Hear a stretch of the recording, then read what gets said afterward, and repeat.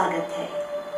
बाबा आदम के जमाने से हमारे अंदर मीठे और चिकने पदार्थों के लिए एक कभी ना तृप्त होने वाली लालसा है, जो तब तो सही थी जब हमें जंगल जंगल भोजन की खोज में भटकना पड़ता था, पर आज के जमाने में ये लालसा एक हेल्थ रिस्क है, यानी कि हमारे स्वास्थ्य के लिए खतरे की घंटी है। यदि हम स्वस्थ, आरोग्य और भरपूर जीवन जीना चाहते हैं, तो हमें अपने वेट लॉस प्रोग्राम को एक मनोवैज्ञानिक तरीके से अप्रोच करना होगा, जो न केवल स्थायी होगा बल्कि 100% कामयाब भी होगा। इसके लिए हमें अपने प्रति सचेत और जागरूक होना होगा और ये देखना होगा कि इतनी कोशिशों के बावजूद हम अपने वेट को लूज क्यों नहीं कर पाते। आज मैं आपके साथ 3 ऐसे ही मनोवैज्ञानिक स्टेप्स शेयर करूंगी, जिसको अपनाने के बाद आप अपने आप को काफी हल्का महसूस करेंगे। पहला स्टेप, एक कागज और पेन लीजिए। अब लिखने की जहमत तो आपको उठानी ही होगी, क्योंकि जब तक आप नहीं लिखेंगे आपके स्मृति पटल यानी मेमोरी पर कुछ भी अंकित नहीं होगा और आप भूल जाएंगे। तो याद रखने के लिए लिखना जरूरी है। तो इस कागज पर 3 कॉलम्स बनाइए। पहले कॉलम में ये लिखिए, मुझे क्या करना है। मतलब वेट को लूज करने के लिए आप कौन सी एक्सरसाइज करना चाहते हैं, क्योंकि बॉडी की मूवमेंट वेट लॉस के लिए बहुत जरूरी है, जैसे रनिंग, वॉकिंग, स्किपिंग, योगाभ्यास या फिर जिम ज्वाइन करना। मतलब इनमें से आप जो भी एक्सरसाइज अपनाना चाहते हैं उसे उस कॉलम में लिखिए। दूसरे कॉलम में मुझे क्या नहीं करना है, उस आदत के बारे में जो आपके वेट लॉस प्रोग्राम के आड़े आती है और जो छूटे नहीं छूटती, जैसे आपका मिठाइयों के प्रति आकर्षण हो सकता है। आपको cold drinks, pizzas, burgers, cakes, pastries बहुत अच्छे लगते हो, पर इन्हें खाने के बाद आपको काफी गिल्ट महसूस होता है।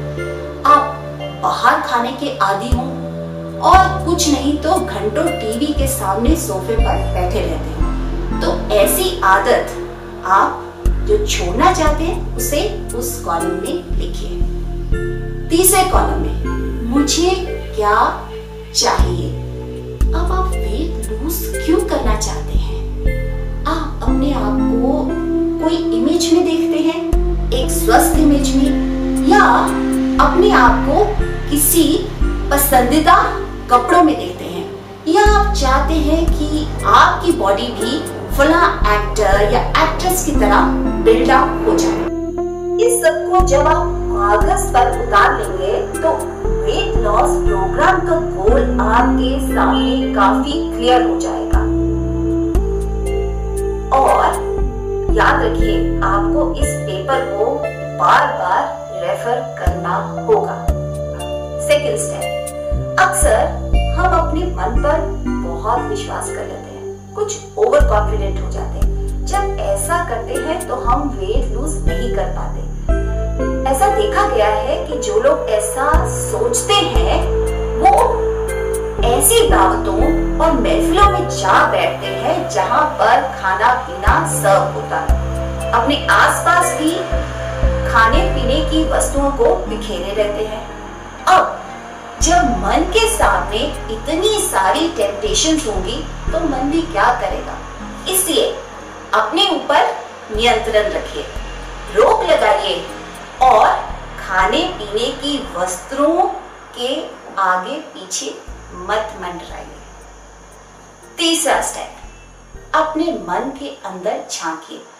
इसमें आपको 2 भाग मिलेंगे। एक भाग वो है जो तुरंत अपनी इच्छा की पूर्ति दी जाता है, बिल्कुल एक बच्चे की तरह, जिसे अगर चॉकलेट चाहिए तो चाहिए ही चाहिए। वो ना आप देखता है, ना दाम, ना समय, ना जगह, और अगर उसे चॉकलेट नहीं मिली तो आफत आ जाएगी। दूसरा भाग बिल्कुल एक बुजुर्ग की तरह, जो आपकी हर इच्छा पर अंकुश लगाता है, ये ना करो, वो ना करो। कभी आप एक भाग का साथ देते हैं, कभी आप दूसरे भाग का साथ देते हैं। अब आपको ये तय करना है कि आप कितनी बार किस भाग को जीतने देना चाहते हैं।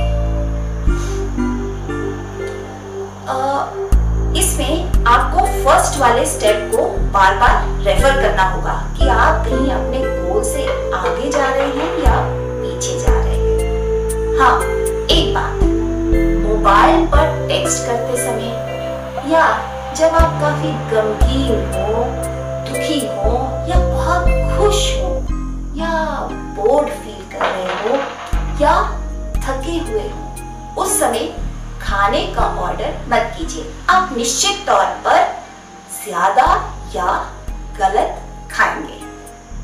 देखिए, मन तो आप ही का है, मन से बात भी आप ही को करनी होगी। अब किस चतुराई से आप अपनी बात अपने मन से मनवाते हैं, ये देखने वाली बात है।